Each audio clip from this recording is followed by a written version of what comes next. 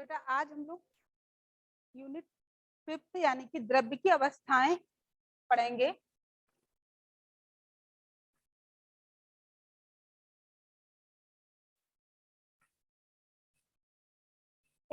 पढ़ना है द्रव्य की अवस्थाओं में, हमने पढ़ना है गैस और द्रव्य। 12th में दिया हुआ है। तो सबसे पहला है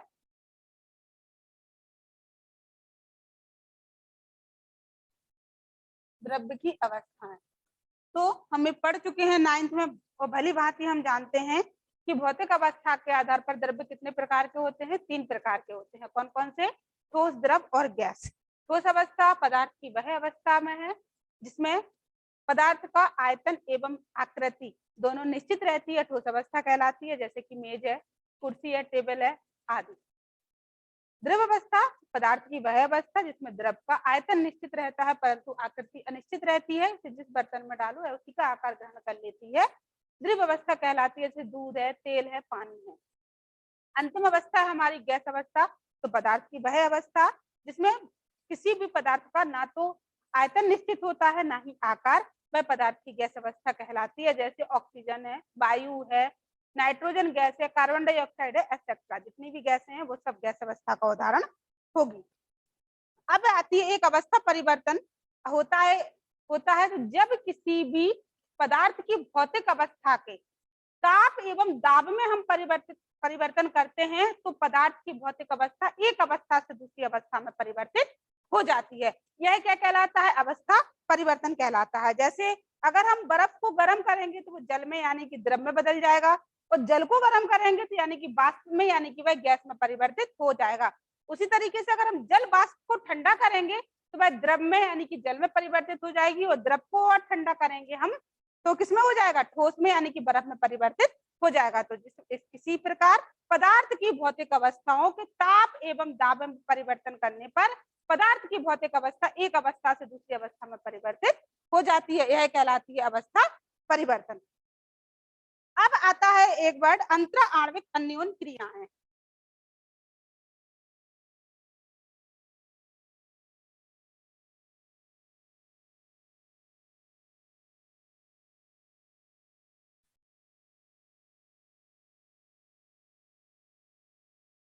अंतरा आणविक अन्योन क्रियाएं। तो अंतरा आणविक स्थान हम जानते हैं, दो अणुओं के मध्य अंतरा आणविक आकर्षण बल होता है, उनके मध्य कुछ स्थान होता है जिन्हें अंतरा आणविक स्थान कहते हैं। तो द्रव्य के अणुओं के मध्य लगने वाले आकर्षण बल को अंतरा आणविक बल कहते हैं तथा इनके अणुओं के परस्पर समीप आने और उनके मध्य होने वाली क्रियाओं को अंतरा आणविक अन्योन क्रियाएं कहते हैं। फिर से देखो क्या है कि हम जानते हैं द्रव्य के मध्य लगने वाले आकर्षण बल को अंतरा आणविक क्या कहते हैं? अंतरा आणविक आकर्षण बल कहते हैं।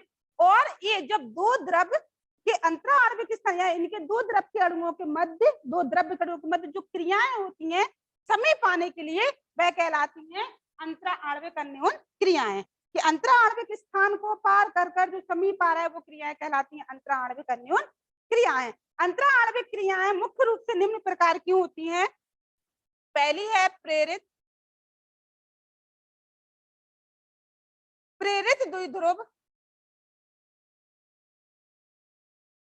द्विध्रुव क्रिया।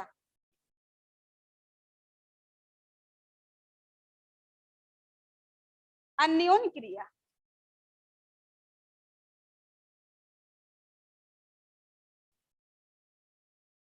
दूसरी है हमारी द्विध्रुव और द्विध्रुव अन्योन क्रिया।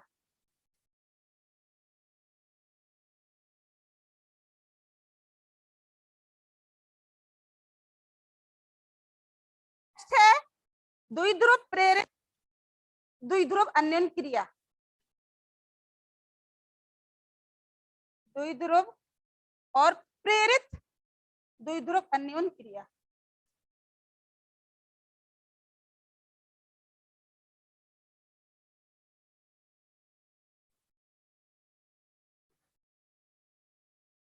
नेक्स्ट है आयन प्रेरित द्विध्रुव क्रिया।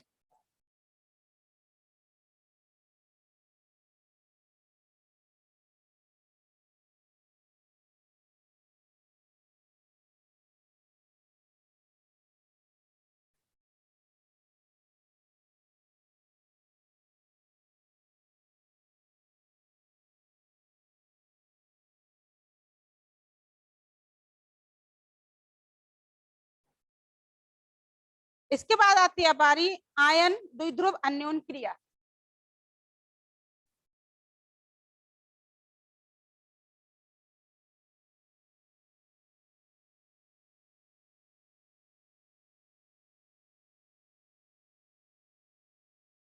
और अंत में है हमारा आपन।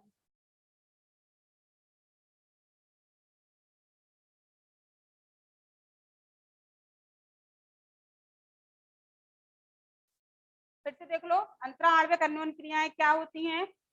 हम जानते हैं कि प्रत्येक अणुओं के मध्य अंतरा आणविक स्थान होता है और इनके मध्य जो आकर्षण बल कार्य करता है वो अंतरा आणविक आकर्षण बल कहते हैं।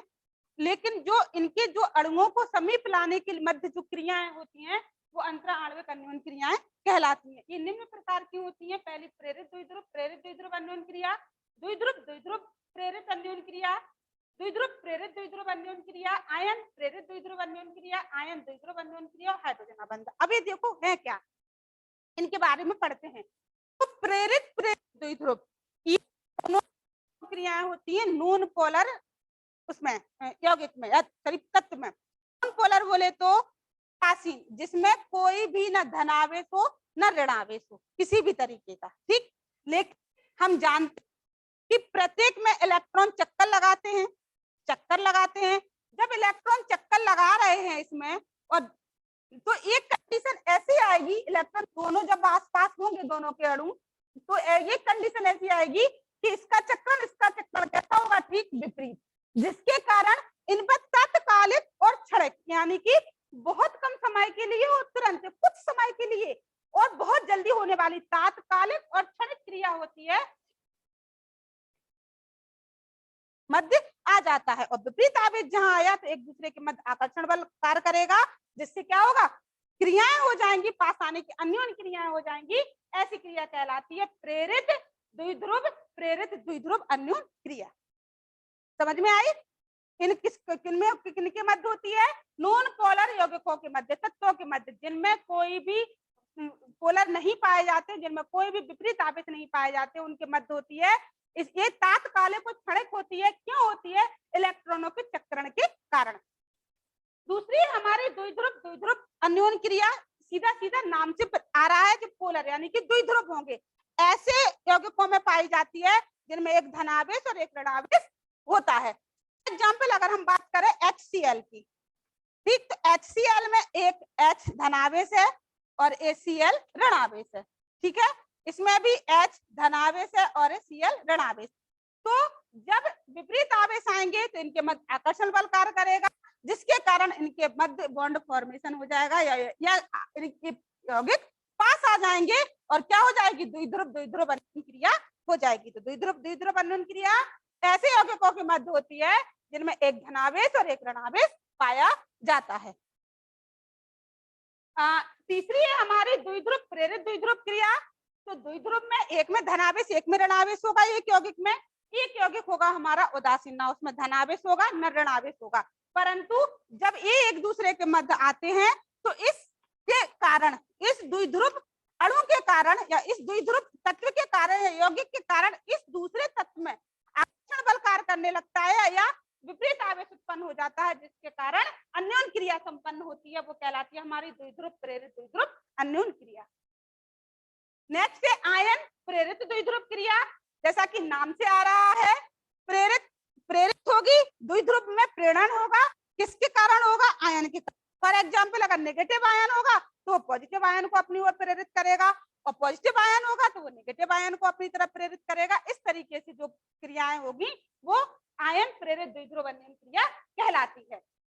अब आती है आयन द्विध्रुव अन्योन क्रिया।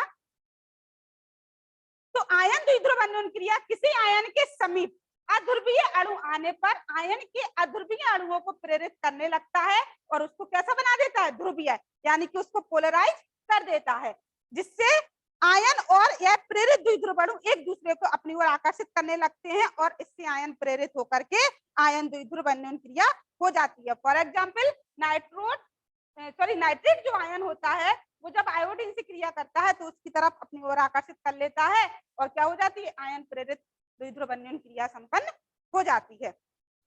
आयन द्विध्रुव क्रिया आयन एवं ध्रुवीय अणुओं के मध्य, आयन एवं ध्रुवीय नाम से ही हो रहा है, आयन एवं ध्रुवीय अणुओं के मध्य होने वाली क्रिया आयन द्विध्रुव अन्योन क्रिया होती है। जैसे अगर हम बात करें सोडियम क्लोराइड है, सोडियम क्लोराइड को जल में जलीय विलयन होता है तो वो सोडियम क्लोराइड का जलीय विलयन इस आयन द्विध्रुव अन्योन क्रिया का उदाहरण होगा। कैसे? क्योंकि जब हम सोडियम NaCl को पानी में घोलते हैं तो वो सोडियम आयन में घुलेगा। जो सोडियम आयन होगा वो जल नेगेटिव आयन से सहयोग, और जो नेगेटिव क्लोराइड आयन होगा वो जल के पॉजिटिव आयन से रिएक्शन करेगा और क्या बना लेगा, जलीय विलयन बना लेगा। तो ये हमारा क्या हो गया, आयन द्विध्रुव अन्योन क्रिया। अंत में हमारा हाइड्रोजन बंध, तो वह द्विध्रुव अन्योन क्रिया का ही एक विशेष स्थिति है।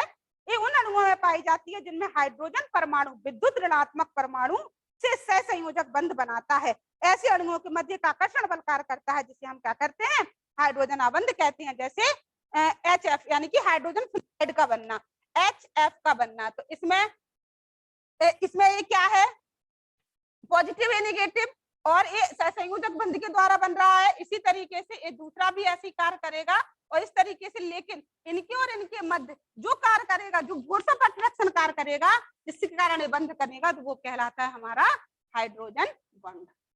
इस तरीके से इनमें जो बनते हैं अणु वो इन अन्योन क्रियाओं के उपरांत बनते हैं। नेक्स्ट हमारा इसके बाद टॉपिक है गलनांक एवं क्वथनांक।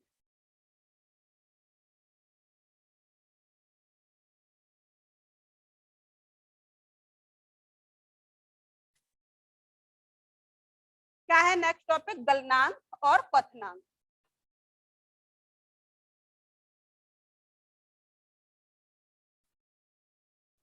गलनांक, जब कोई ठोस जिस ताप पर द्रव अवस्था में बदलता है वह क्या कहलाता है, गलन कहलाती है। वह पूरी प्रोसेस क्या कहलाती है, गलन।